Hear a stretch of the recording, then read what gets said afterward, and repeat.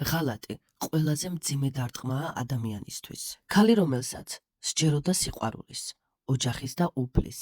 ერთ დღეს სარკეში საკუთარი ცხოვრების ნანგრევები დაინახა.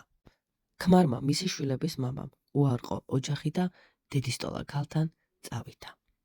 4 უმწეო ბავშვი ცრემლებით სავსე თვალებით დარჩა.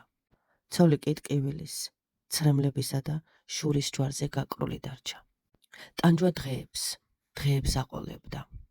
მაგრამ ტკივილმა ძალად გადააქცია. ცრემლი იქცა იარაღად.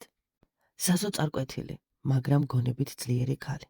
წავიდა იქ, სადაც მხოლოდ გამბედავები მიდიან.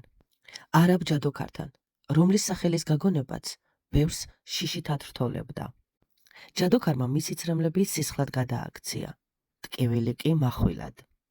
სულიერი ძალა კი ბრძანებლურ ჯადოდ.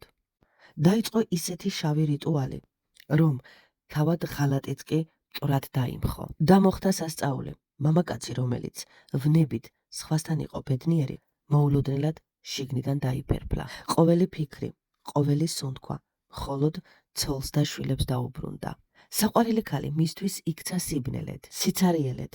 ერთ დღეს შიშით და სინანულით დაბრუნდა იქ, სადაც მისი სისხლი და ხორცი იზრდებოდა. ახლა ის ქეცხრის ცოლის წინაშე, შვილებს აღარაფერს აკლებს. არც სიყვარულს, არც მზრუნველობას. ის მონასავით ემორჩილება ოჯახს, ხოლო ცოლი ტკივილის ფერფლიდან აღზევებული დედოფალი გულში იცინის. ეს არის შურის ნამდვილი გემო. ეს არის არაბი ჯადოქრის ძალა. ამბობენ, მხოლოდ არაბ ჯადოქარს შეუძლია ტკივილი ძალად აქციოს. არაბი ჯადოქარი საუკუნეების ცოდნას ფლობს.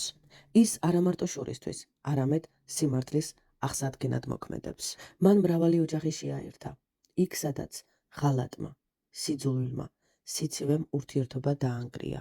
მან განკურნა მრავალი ადამიანი ბოროტის ულებისგან, წყევლისა და შურისგან. მან არაერთი ქალისა და მამაკაცის ცრემლი გადააქცია ბედნიერებად. არაბი ჯადოქარი სამართლიანად მოქმედებს. არასდროს აყენებს უსამართლო ზიანს. მისი ძალა იქ მუშაობს, სადაც სიმართლე უნდა აღსდგეს და სადაც სისუსტე უნდა გაძლიერდეს. დღესაც ის ეხმარება ადამიანებს სიყვარულის დაბრუნებაში, ოჯახის გაერთიანებაში, ბოროტი, ენერგიების მოცილებაში, ბედნიერებისა და სიმშვიდის პოვნაში. არაბი ჯადოქარი იქ, სადაც სხვას აღარ შეუძლია, მხოლოდ მას შეუძლია.